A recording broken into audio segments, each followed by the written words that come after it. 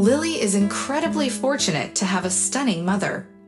In my situation, my daughter resembles my wife, which is extremely disheartening. My spouse never ceases belittling our daughter Marie and me, his spouse. He continues to commend his niece Lily as if she's the only adorable one. The most disheartening individual here is actually him. It appears that it's about time he realized that my name is Mia. I'm a working mother in my late 40s. My daughter's name is Marie. She is a 12th grade student and is extremely occupied with her studies every day. My husband Sam is also in his late 40s and works as a salaried worker. He appears to have a difficult time in middle management and always grumbles when he returns home from work. I'm willing to be understanding about him venting his work-related pressure if only it ended there.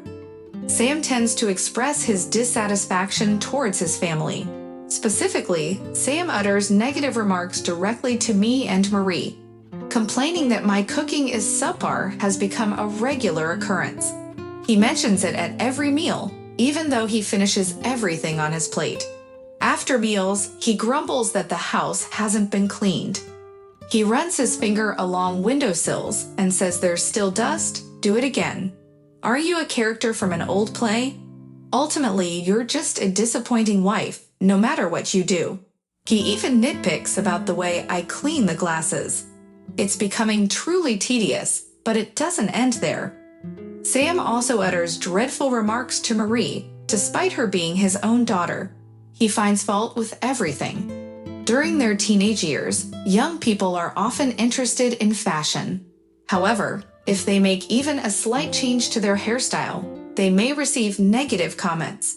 Similarly, when they choose to join a club, they might encounter criticism. Even when they achieve good grades, they may not receive the praise they deserve. Instead of encouragement, they may face belittlement. This constant negativity can turn family time into a dreadful experience. Both Marie and I have reached our limit with this situation. One day, we decided to take advantage of a long weekend and visit the home of our relatives. Sam's brother, Tom, and his family live there. Although we don't visit them frequently, we had a pleasant experience. Tom is a very kind and friendly person. His daughter, Lily, who is in the 12th grade like Marie, is also a wonderful girl. Marie and Lily have a great relationship. However, there is an issue in this household. Tom's wife, Lucy, is exceptionally beautiful, almost like a model. Despite her striking appearance, she has a peculiar behavior. She often makes comments that seem to mock me. She once remarked that I am not skilled at applying makeup and suggested that no amount of effort could improve my appearance. She also made a comment about my weight, implying that I had gained some. Additionally, she mentioned being approached to become a model, which she found bothersome. To decline these kind words, I'm somewhat envious Mia doesn't have to cope with that. The other day when I was strolling with Lily, individuals confused us to be siblings. How humiliating. Mia, at least you clearly resemble a mother. She fires off these insults as effortlessly as breathing. I'll confess that Lucy is genuinely stunning and has an extraordinary figure. Her anecdotes are likely accurate as well. But is there truly a necessity to belittle me every time? Every time, Tom says. Why would you say something like that? It's impolite, but she barely comprehends it. Lucy just smiles flippantly and says, but it's true, you know. I suppose I can just about tolerate this level of insult and let it pass with a chuckle. However, sometimes a chemical reaction occurs. Mixing can be perilous. That's when Sam's switch is flipped. You're correct, Lucy. My wife really lacks charisma. He dares to criticize others while he himself is already balding. Lucy's daughter has inherited her mother's good looks. She's in the 12th grade like my daughter Marie, but she appears so mature and could pass for a college student. She's fashionable and beautiful, and Marie adores her. Fortunately, while Lily may resemble Lucy, she has Tom's personality. She doesn't look down on Marie or me and is kind and a considerate girl. Being beautiful and having a good personality is the ultimate combination, isn't it? Marie always says, her eyes sparkling. She probably looks up to her favorite cousin. Thanks to that, Marie has also become more refined. She doesn't wear cosmetics have not been applied yet, but she has begun to develop a more fashionable appearance within the confines of school regulations. She probably spends approximately 30 minutes in front of the mirror each morning before school. At least that has eliminated her tendency to oversleep. I do not object to visiting the relatives where John and Sophia are also amiable individuals, along with Tom and Lily. It is only Lucy and Sam's dispositions that trouble me. Neither Tom's statements nor mine appear to have an impact on them. Is there an effective method to reform these two individuals with offensive language? As I contemplated this, the trip to the relatives' residence approached once more. Oh, Mia, you've aged once again, haven't you? You have more creases than me. If we stroll together, people will assume I'm the younger one. 3 minutes after entering the relatives' residence, Lucy was already boosting herself while demeaning me. This appears to be another disheartening occasion. Mia, are you tending to your skin? You must utilize a lot of moisturizer. When I visit the beauty department, the salespeople even remark that my skin appears youthful. Is it going to be like this again today? I'm becoming really exasperated with this. I thought, fuming.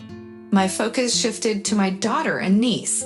Marie and Lily are both preparing for their exams, so they have spread out their textbooks and are engaged in a study session. They have just commenced their final year and probably will not be able to visit the relatives' residence much longer due to their demanding study schedules.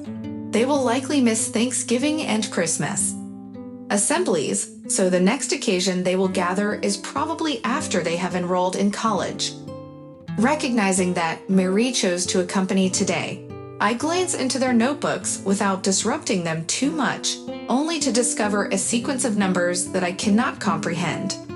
I was able to assist with their studies up until they were in primary school, but the material they are working on in the 12th grade is beyond my understanding. Did I really study stuff like this? What a different world, I reflected as I observed. Appears like Marie was instructing Lily. Marie was always skilled at math, I contemplated. Just then, Lily gazed up at Marie with sparkling large eyes. Wow, Marie, you explain it so effectively. I've always struggled with math, but this is probably the first time I've truly grasped it. You're even superior to the teacher. Marie seemed pleased to be praised by her cherished cousin while blushing. Marie scratches her cheeks and says, "Oh, it's nothing really." However, not everyone is delighted by this. Lucy, who believes she is the finest and that her daughter is second best, with everyone else below, decides to chime in. Let's see. Of course, it figures that a plain girl would be good at plain studies. There's even someone nodding along to that statement. Sadly, it was my own husband, Sam. Yeah, Marie may not have the looks, but at least she can study well. There's nothing else you can do, is there? Exactly. Are Marie and Lily even related by blood? Well, Lily got her cuteness from me, so there's no way she'd be adorable if she inherited it from your family. That's sufficient. Just as Sam and Lucy start getting carried away, Tom makes his appearance. Despite his red face filled with anger, Sam and Lucy appear indifferent. To make matters worse, Sam slowly retrieves his wallet. Before you know it, he's giving $50 to Lily. Lily truly is a stunner. She's definitely excelling at life. For a child like that, uncles must provide her with some allowance. You're humble and have a good nature. Why don't you attempt to look presentable instead of just studying? Although I question its effectiveness, considering your mom has always been the type to make futile attempts. Hearing such harsh words from both her aunt and father, tears slowly begin to well up in Marie's eyes. But Sam remained indifferent and continued to extol Lily's charm. Lily is so fortunate to have a lovely mother like Lucy. Marie, on the other hand, is so unfortunate to have a mother like Mia. What a contrast, right? Marie's eyes appear to be pleading enough already. Marie's teary eyes send an SOS, but Sam continues to disregard it. And along with Lucy, they continue to praise Lily and diminish Marie. Enough is enough. In that moment, a voice louder than I had ever heard from myself erupted. I had reached my limit. Seeing Marie's tears, I silently took Marie's hand and walked out of my in-laws' house. I'm so furious. I'm so angry I can't even. I'll never forgive him.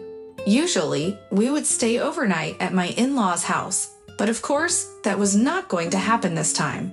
As soon as we arrived back home, I received consecutive calls from my mother-in-law Sophia and Tom. Both of them kept apologizing profusely. It's not as if John and Sophia or Tom are at fault. I could see that John and Sophia, while finding it difficult to speak directly to their daughter-in-law Lucy, were saying something to their actual son Sam. They were probably scolding him. Still, Sam just laughed it off. As for Lucy, she's exasperating too, but I think that's for Tom to handle. Sam, however, is another matter. He didn't come after us when we returned home. He actually stayed the night at my in-laws' house. Marie and I discussed it and then made a decision. The night after the incident at the in-laws' house, Sam finally came home. I'm back. That's how carelessly he entered the house. Naturally, I didn't greet him back. All I gave him was silence. I expected it, but Sam just laughed it off with that smile still on his face. He peered into the living room and looked around. Is Marie in her room? Marie isn't here. As I answered, Sam looked at the clock, and his face turned grim. She's not back yet. It's already 10 at night. Even if she's at cram school, that's too late. In response to Sam's words, I exaggerated, let out a big sigh, and got up from the sofa. As I headed toward the fridge, I casually said to Sam, she's not here anymore. Before opening the fridge, Sam tilted his head, unable to comprehend what I just said. I noticed this out of the corner of my eye as I popped open a can of beer. The satisfying sound resounded in the room. What do you mean she's not here? Did she spend the night at a friend's residence or something? I mean exactly what I stated. She's no longer in this residence. Oh, what? I don't understand. Did she stay over at a friend's house? No, that's not it. She departed. Wait, what? Left to where? How should I know? How can you be so composed? Are you even a mother? Unfortunately, yes. Come on, that was a jest. Who would take it seriously? A jest, you say? Unable to restrain myself, I slammed the container into the sink. A dull noise reverberated. I glared intensely at Sam. A jest is something that makes everyone laugh. What? You're actually upset? Your jest was not funny at all. The only people laughing were you and Lucy. No one else was laughing. How was that a jest? Well, that's because you're all too obstinate. What kind of jest makes your own daughter cry? I thought maybe it would inspire her or something. There's no child in the world who would be inspired by that. But, be quiet. No excuses about it. What you've done is more than enough for Marie to desert you. Desert? Marie's going to abandon me. That's why she ran away. What? Does he truly not comprehend what an irreversible mistake he's made? Unless I clarify it like this, how incompetent can you be? With a pale face, Sam seized my arm. I coldly shook him off. What?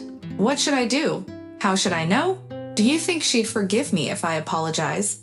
This is the consequence of what you've been doing to Marie for over a decade. Don't think it's going to be. It's simple to rectify. He likely has a lot to ponder. Based on my previous statement, Sam was speechless, and then I will go search for her. With that, he hurried out of the residence. So he does mind that Marie is absent after all. That's disheartening, particularly after how much he emphasized it wouldn't make a difference.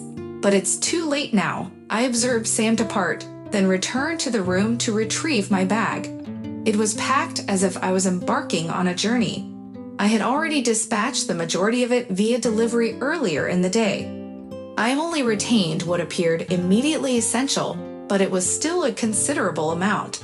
I seized my bag and departed the residence, ensuring Sam was nowhere in view. I stepped out onto the main thoroughfare, hailed a taxi. As for my destination, what's happening? Why have your bags disappeared as well? This is the initial thing I heard when Sam phoned me. His voice was so loud that even holding the phone away from my ear didn't help. Disregarding what he had to say, I returned the phone to my ear and uttered, "Well, naturally, they're gone. I took them with me." "Took them where? Where the heck are you?" His voice was so loud that I withdrew the phone from my ear again. Deciding I've had enough, I put the call on speaker. I positioned the phone on the table, took a sip of my coffee, and then stated, "I don't think I need to inform you where. Anyway, I'm fleeing from home as well. So good luck living on your own." "What? Are you joking me? You think you can escape with this? You should be pleased your troublesome wife is departed. You were very persistent. I informed you it was a jest." Can you imagine he's still referring to it as a jest? Just as I'm about to raise my voice at the unapologetic Sam, that's when it occurs. Dad's jests are never comical.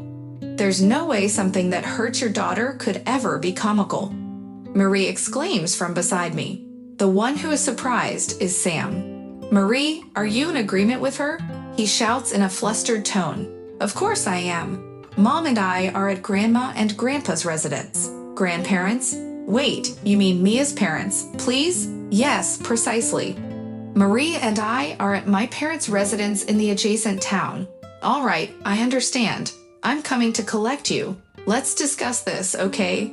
With that, Sam hangs up the phone. I wonder if he's truly ready for this discussion. With that idea, I glance over my shoulder. About 10 minutes later, Sam arrives by car, and then he's speechless. What? Why is everyone here? It's not surprising that Sam is astonished. After all, not only are my parents at my family home, but also my in-laws John and Sophia Tom, and even my niece Lily and her mother Lucy. It's a gathering of people who would hardly ever come together, except for rites of passage. Faced with this, Sam is speechless. I smile at Sam and say, "Well, sit down here," gesturing to the floor. The circle is formed by me, my parents, Tom, John, and Sophia, and then Marie and Lily. Here? Yes, right there. Faced with my compelling smile, Sam takes a seat with a strained expression. By the way, Lucy is sitting outside of the round all by herself. "All right then, anything you'd like to express?" "I've done nothing incorrect." "Is this the oral cavity that still makes jests?" As I squeeze his cheek, he yells, "Ouch!" Massaging his now crimson cheek, Sam says, "Because it was a jest. And this is the oral cavity that still makes jests. Ouch, ouch, ouch." Observing Sam's excessively lighthearted attitude, I became furious, and then my parents took over. "Sam, what do you believe a family is? Are you supposed to defend your family as a central figure? That's what I've been doing. So demeaning your daughter and wife is your way of protecting them." "Well, do you even cherish Marie to start with?" "Absolutely, with overflowing affection. So demeaning her every day and comparing her to other children is your notion of overflowing affection." Sam loses his words under my dad's glare. Then John and Sophia speak. Really, what a foolish son. What Sam is astonished by is the severe words from his actual parents. John and Sophia don't cease there. "I can only think that we raised you incorrectly. How could you turn out to be such a fool?" "But Sophia, Tom turned out to be a fine man. Maybe we should consider that it's his character that's the issue here." "You're right, John. The child has always had a tendency to look down on people. We've cautioned him countless times and even offered him advice, but he never listens. Really, he's such a letdown." "Wait, isn't that going a bit too extreme? And where do you get off saying your wife and daughter are disappointing? What about you is unsatisfactory? You can't even fathom how terrible it feels to be on the receiving end of such remarks. You really are a letdown child. So disheartening. I apologize. The one you should be apologizing to isn't us." "Yes, Marie. It was my mistake. I apologize." Finally, words of apology emerge from Sam, who deeply expresses regret to me and our daughter. Not that I intend to pardon him. I will never forgive him for what he said to Marie.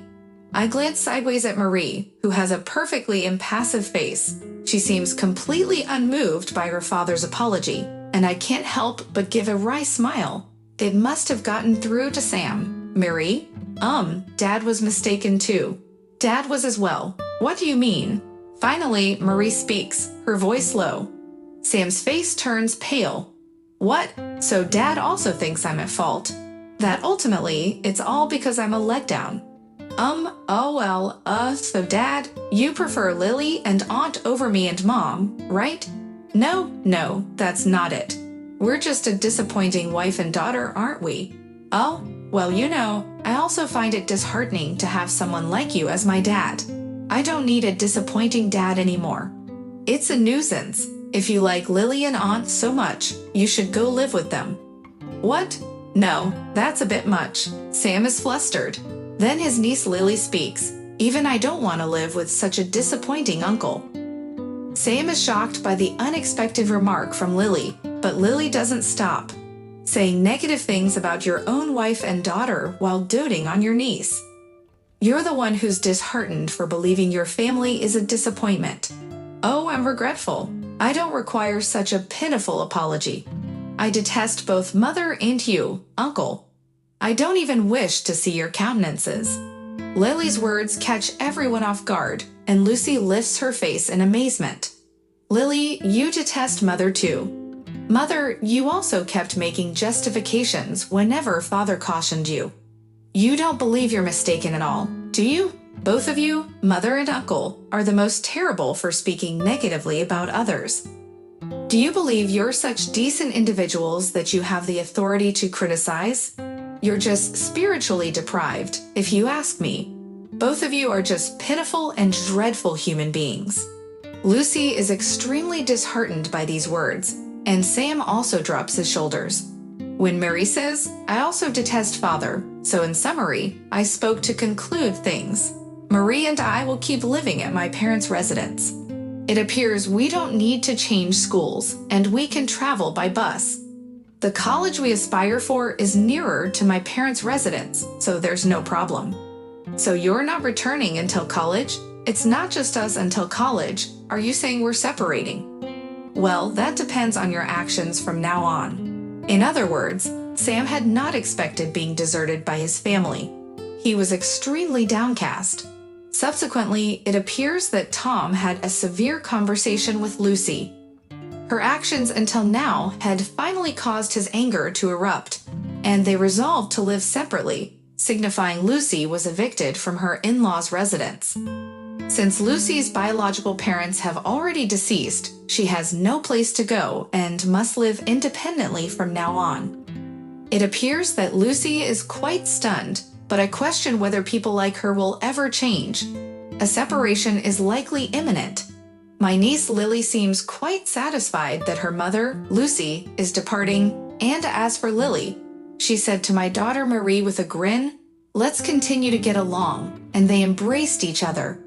As for Sam, he sent regretful calls and messages for a period, but ceased after I informed him it was bothersome. Even though he never heeded before, it's too late to believe that simply listening now will make things pardonable.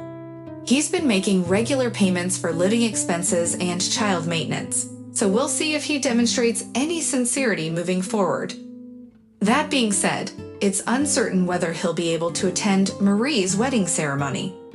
As for Marie, she's been liberated from a father who only had severe words for her and is relishing genuinely joyful days. The growth in her smiles brings me joy as well. I've also commenced working and am leading a satisfying life. At this pace, it seems like we won't even require living expenses from Sam. I quietly smile as I contemplate what this all signifies.